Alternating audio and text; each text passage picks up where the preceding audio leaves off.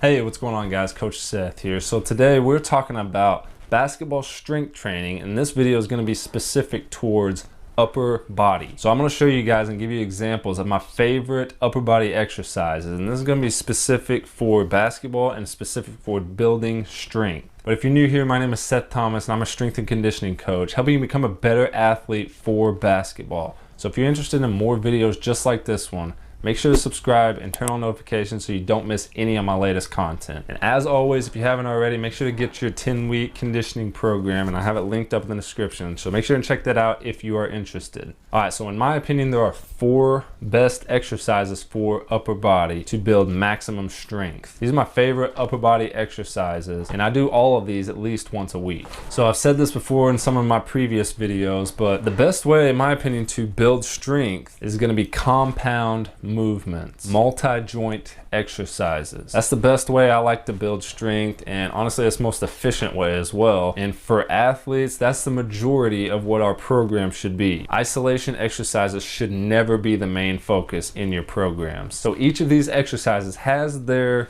primary muscle group, and then they also have kind of their helper muscle groups. So this first one, the primary muscle group, is going to be the chest. And for the chest, I like to do bench press. Although this might not be the best single chest exercise, I think this is a great way to kind of test out your strength and see where you stand with your strength. So I at least have a number on the bench press that I'm trying to improve, and that's how you should base your strength. So like I said, multi-joint exercises. The primary muscle group of a bench press is the chest, but you are also working a lot of your triceps and a little bit of your anterior delt as well. So if you're just starting out with the bench press, make sure to go super light and make sure you always have a spotter. But grab the bar at a good length, maybe just a little bit outside of the chest. Whenever you go down with the bar, keep those elbows a little bit tucked, just slightly. That's all it takes sometimes. You just don't want them to flare out like this while you're doing that. That's gonna put too much stress on the shoulders. And make sure to keep your feet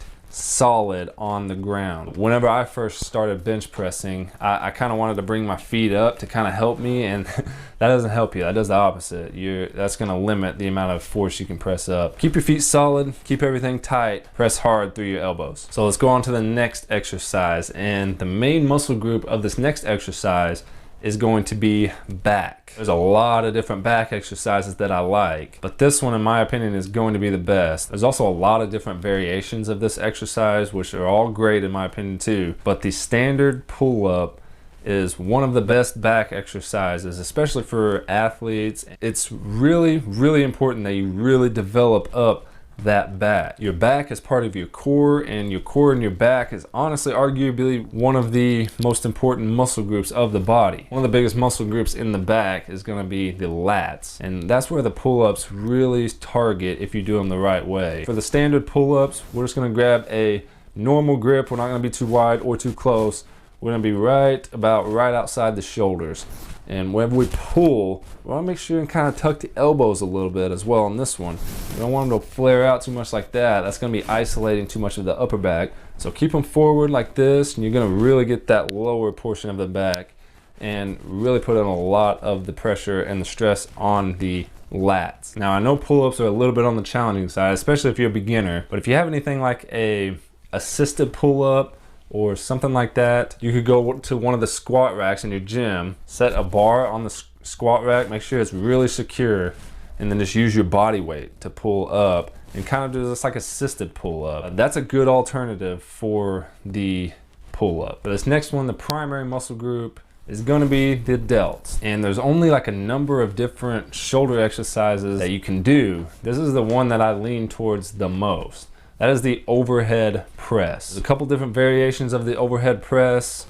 I just like the standard military press, but with the overhead press, I've really learned, I see a lot of people kind of bending their wrist whenever they do an overhead press, and that kind of limits your abilities of amount of weight to push over your head. So try to keep that wrist alignment pretty straight, and then also your forearms should be straight up and down. You don't want them to come forward like that. That's going to put a lot of stress on your upper back and on your shoulders, and we don't want that. So keep your elbows forward and then press hard, driving through the elbows. So the overhead press, primary muscle group is the shoulders, obviously, and then you have a lot of triceps as well. The thing about most of these is your core should automatically be engaged while you're doing these. At least it should be. So have the mindset of keeping your core tight and use that to help you push the weight. The last and final exercise is going to be a tricep exercise. My favorite tricep exercise, and it is dips. Like most of these, there's a lot of different variations, but if you're a beginner, you can just start out with a bench dip with your feet on the bench right beside your hips, and then keeping your elbows tucked as you go down. And on the bench dips, make sure to keep your body close to the bench. You're really gonna feel the burn in your triceps on this one. You're working a slight bit of your chest and a little bit of your anterior delts as well. If you do a traditional dip, you're going to be working a lot more of the chest, but still the primary muscle group is going to be the triceps. So those are my favorite upper body exercises for strength training.